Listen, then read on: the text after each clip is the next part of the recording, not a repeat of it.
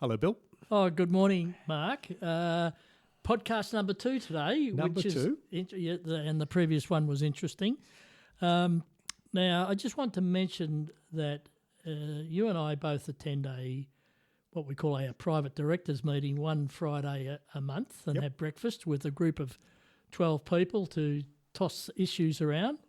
And this week I noticed that our topic is leadership. It is, yes. So I'm looking forward to that. And the gentleman who is tasked with facilitating our breakfast this month has sent out a copy of Colin Powell's presentation on leadership. And I looked at the first slide and thought, that is hit the nail on the head, right? It's a very good topic. But anyway, that aside. So looking forward to that and looking forward to our interview. We are, and today we're interviewing Shannan Gove. Good morning, Shannan. Good morning, guys. Thanks for having us. Yeah, good morning. And through our involvement as judges on the Geelong Business Excellence Awards, Shannan was the winner of the Young Entrepreneur of the Year, I think is the title. I think, Shannan, is that the... Yeah, that's correct. Not sure how young I feel, 50 grey hairs now, but that was the title, yes. And a very well-deserved win and an interesting story. So we thought, right, we've got to get to some of these award winners right at the beginning, and Shannan's the first cab off the rank in our journey through the award winners. All right, Shannan, I've stalked you on the internet, right? In fact, reread your LinkedIn profile a couple of times over, and you've gone, I guess, on a journey that's logically ended up where you are, actually, I think, and from what I can see. But let's start off at the beginning. Where were you born and where did you go to primary school? Yeah, look, Geelong, born and bred, and grew up down by the Barwon River and went to primary school at Fynes Park. Oh, and what a great little school that is. Great school. Correct. And it's world's come back around. My daughter's just turning 5 and going to Fynes Park next year. Oh, so, very good. It's all coming back around. And then to high school in Geelong? Yeah, high school at St Joey's, which, great school and some great mates from there now.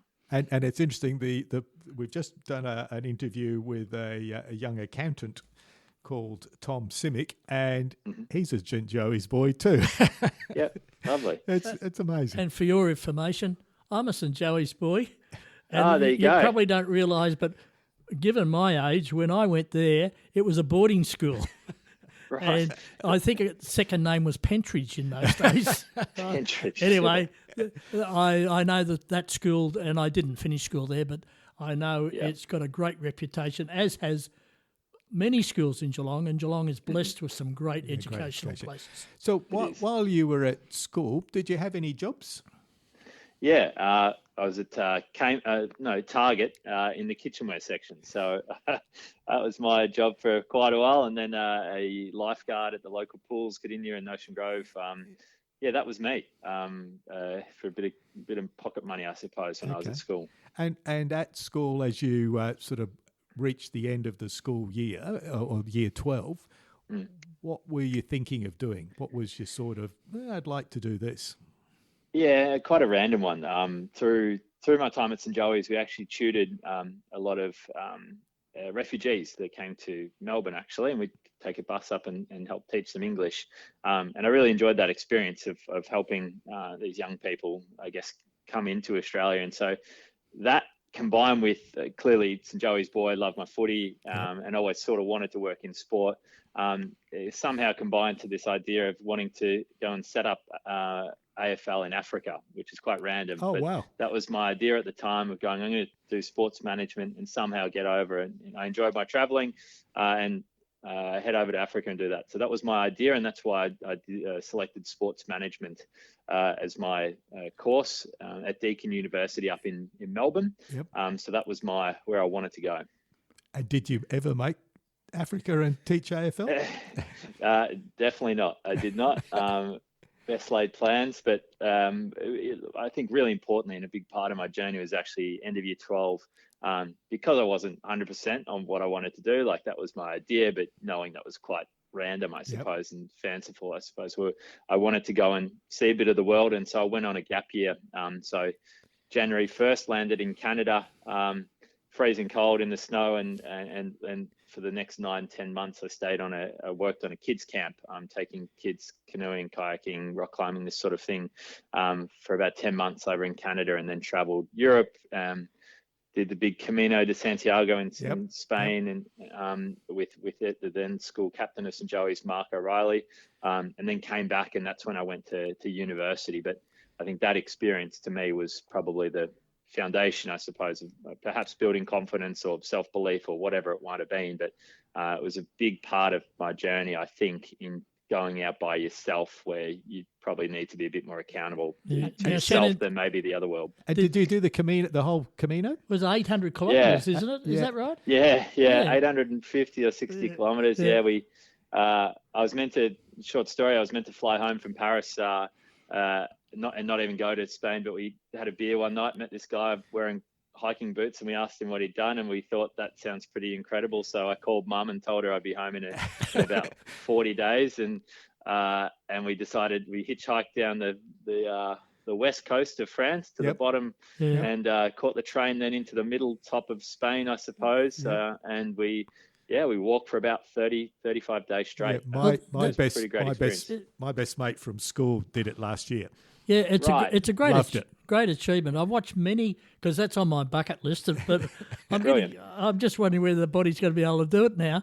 You'll be right. But I've watched many videos, YouTube programs on it. What's the one thing you got out of that trip, out of doing that pilgrimage it was, wasn't it, in one respect? Yeah. Look, honestly, just the time. You get nothing else to do but talk and listen to people from all walks of life. Like, I met a person that didn't have a name. Met people that were deeply religious, people that didn't like religion. Like, it was just an experience to, just to listen to people. I suppose perhaps that, I haven't thought about that too much, but I think that when you are walking for 9 hours straight, then you're not talking the whole time. You're certainly listening a lot. And that's been a big part, I think, of what I probably got from that. All right. So you landed back here. What happened next? I went up to residence up at Deakin Burwood, and stayed there for a couple of years. And that was an awesome experience, a lot of fun. And I guess in that first or second year of university, that's when we launched our first business, which was then Event Workforce, which was focused on getting motivated sports and events management marketing students into relevant work experience, so that by the time they graduated, they were job ready, compared to needing to try and start that experience journey from when they finished. So that's how we started our first business. And is that still going? Yeah. So, I guess from 2010 it was then to 2015, we grew that company, Event Workforce, to be really Australia's largest event staffing business, 25,000 young Australians on our database, 1,500 events a year. And we just had spreadsheets going everywhere. If you can imagine, no profiles of staff, bulk emails, this sort of stuff was really challenging.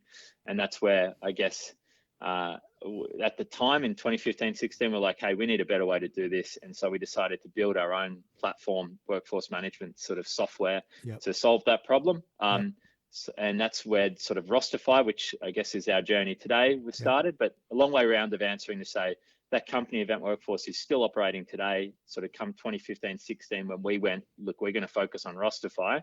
Our good friend Geordie Miles was running a similar staffing business at the time, and so we wanted to make sure it had a good home.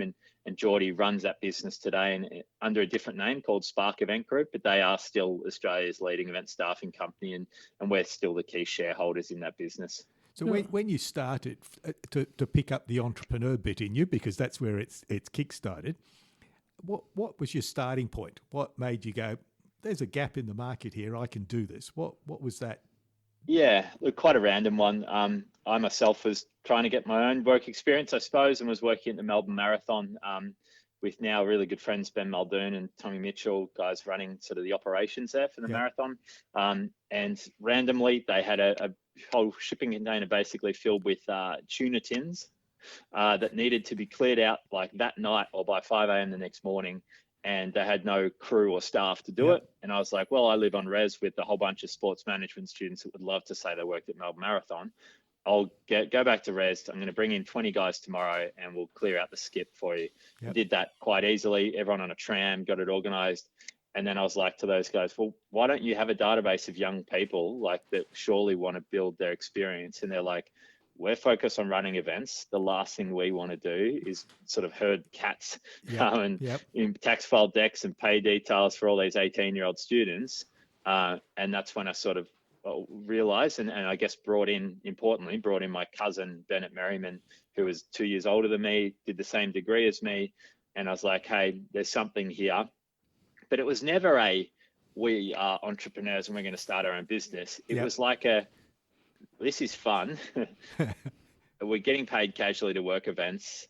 And let's just have a go at this was kind of it. There was never an intention of it being a job or anything that we were probably seriously going to do, if I try and remember correctly. Well, Shannan, Mark and I always in these interviews find that people always are confronted with a tipping point in their life, or as Mark calls the sliding doors.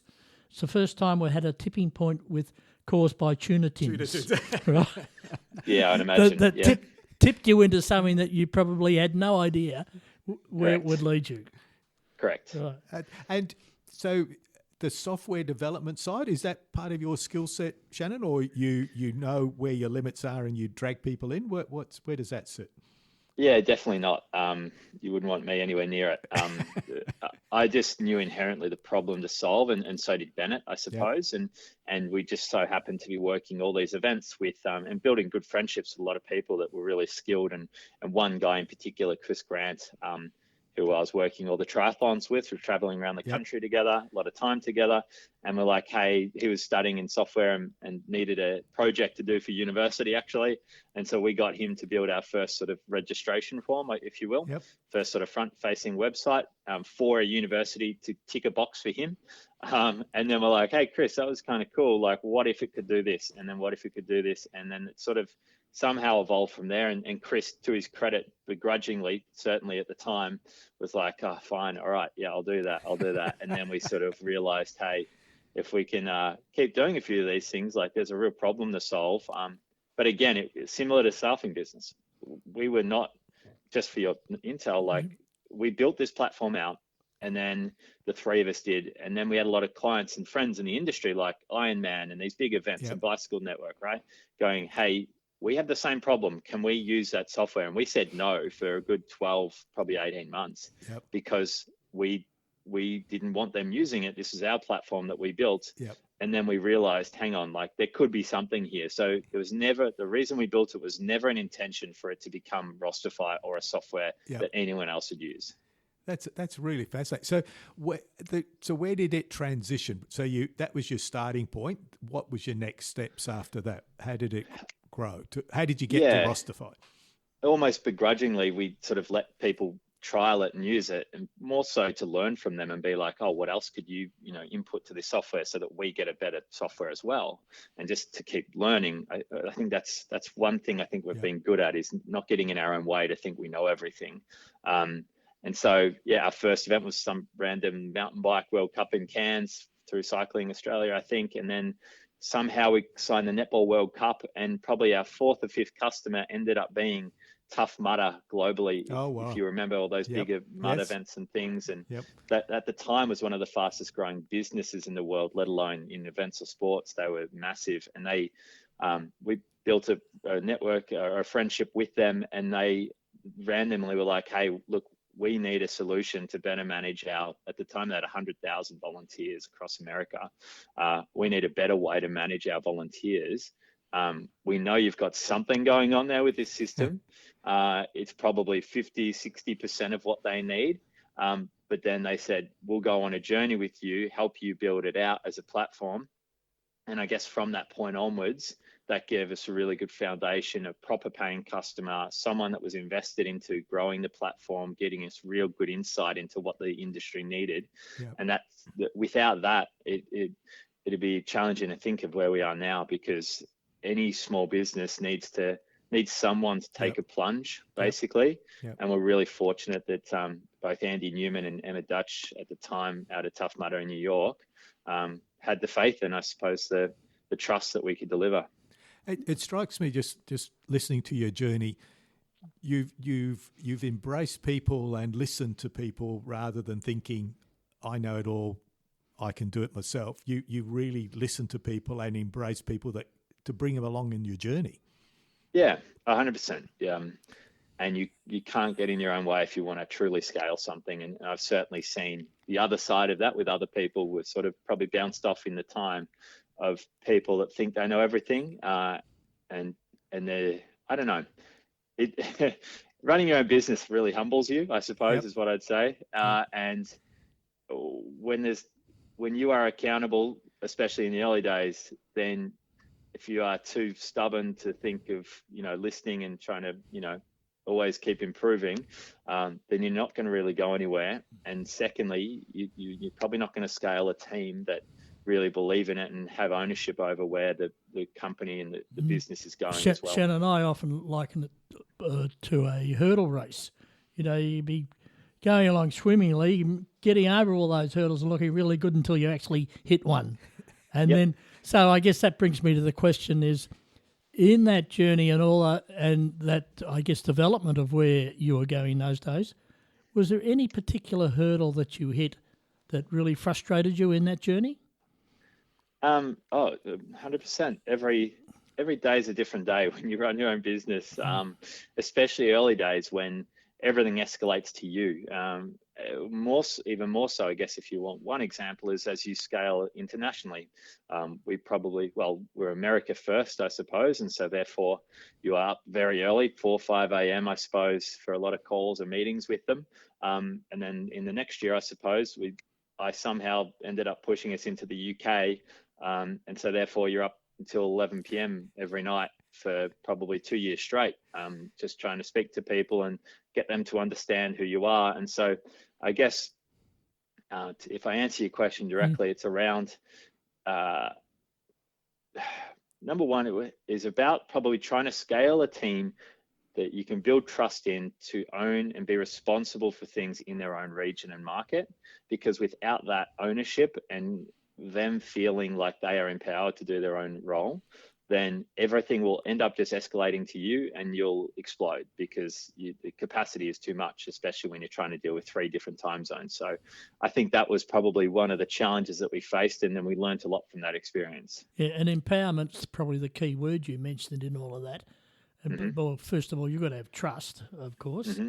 But that applies to any business. And if we're talking about your journey and how does it reply to any entrepreneur starting a business or improving a business, is that the lesson is you can't do it on your own. It just can't happen. Absolutely. And that's the lesson that's the message I'm hearing from you right now. Yeah, absolutely. Yeah, very critical. And so where did Rosterfy come out of? What led to that? Yeah, Rosterfy, well, as I sort of summarized before, that platform that we decided to build to manage our own workforce, that software that we built was then, we didn't have a name for it. And then we realized, hey, this could be something. And then that's when we decided to call it Rosterfy, probably around the time that Spotify was being started, I suppose. Okay. Potentially slightly different revenues now of businesses. But yeah, that's probably how Rosterfy started in probably 2015, 16. But honestly, we didn't do a whole lot with it until 2017, 18. So I guess the trajectory we're on today is probably truly from 2018, I would suggest, even though we've been around technically since 2015. And Rosterfy is all about still the volunteer rostering, etc., or more than that? Yeah, so Rosterfy is what we aspire to be is the best in the world at mass workforce management as a platform. So anyone with a large audience of sort of contingent staff, and that is grouping volunteers, casual staff, contractors, which can be quite chaotic to try and manage, right? We exist to be the best in the world at managing that chaos, I suppose, in a software, from recruitment, screening, scheduling, training, inductions, checking in and out of shifts, reporting, gamifying, rewards. That's what our software does, that we white label to customers around the world. Wow. I think we're in 35 countries now. and we have just delivered over 100 million hours of volunteering through our platform.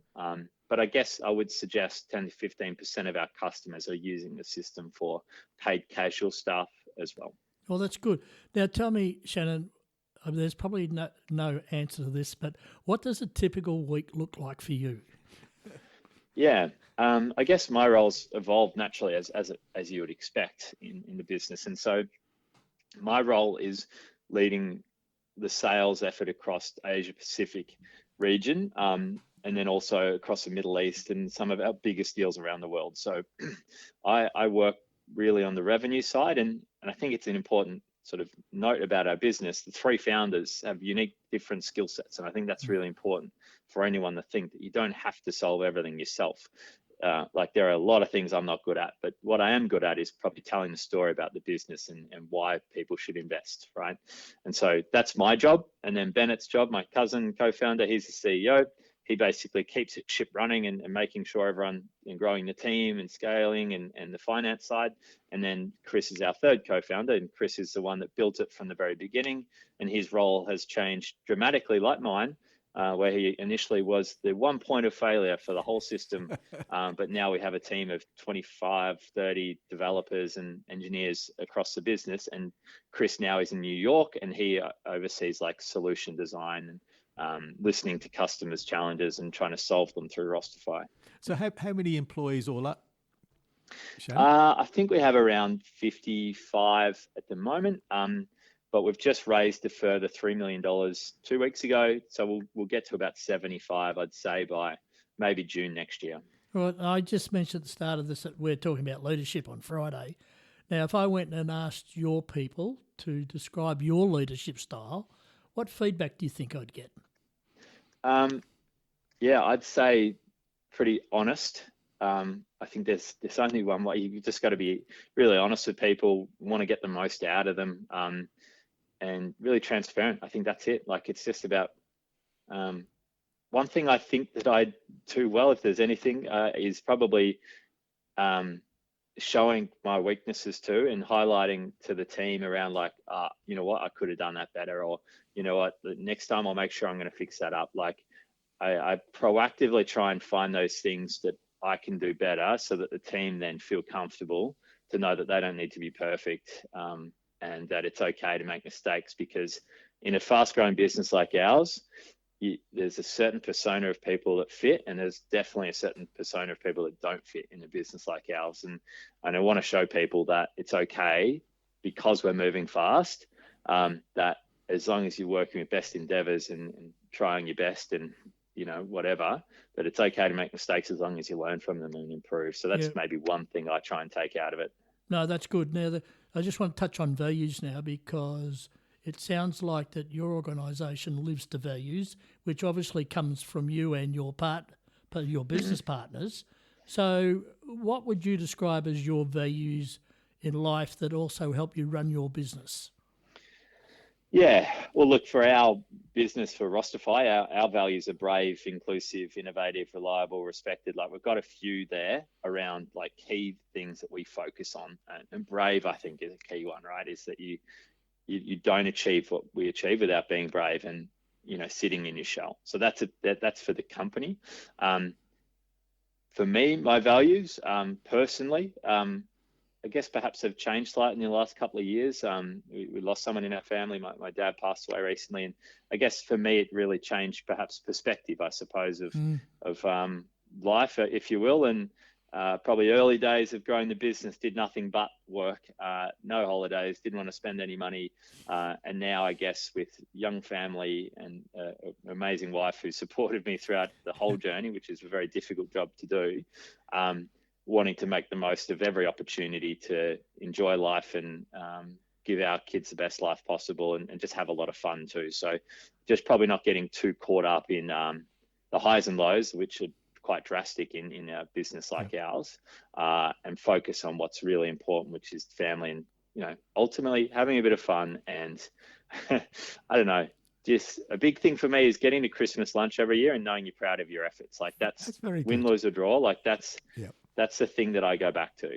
That's very. No, And where are you based, Shannon? Have you got a central place, or people all working from home and scattered across the world? I would take it. Yeah, no, we have head offices in Melbourne, Sydney, Doha, London, and then across the US. So Melbourne is our global head office, which we have most of our dev done out of. And for me personally, I work in Geelong. Just live near St Joey's now in Fynes Park. So I'm down here probably 3 days a week, I'd say, and in Melbourne twice a week. And then once every fortnight, I'm interstate. And then in 2 weeks, I'm going to Saudi Arabia and Middle East for 10 days. So I'm kind of all over the shop a bit, traveling, but trying not to be away from home as probably as much as I can. Yeah. So are your kids at primary school? Did you say they've just started? Is that right? Evie starts next year, and my son is only turning 2 in January, so he's at daycare. Oh, you're going to have a challenge in the future with your travel now, because as you know, they get there and there's all sorts of demands, and then they're going to learn all about playing sport. Right? Correct. So, you've all got. There's a real challenge for you in the future. Yeah. Correct. Just good perspective, right, and what's important. Right. Yeah. Shannon, how do you deal with sort of language differences?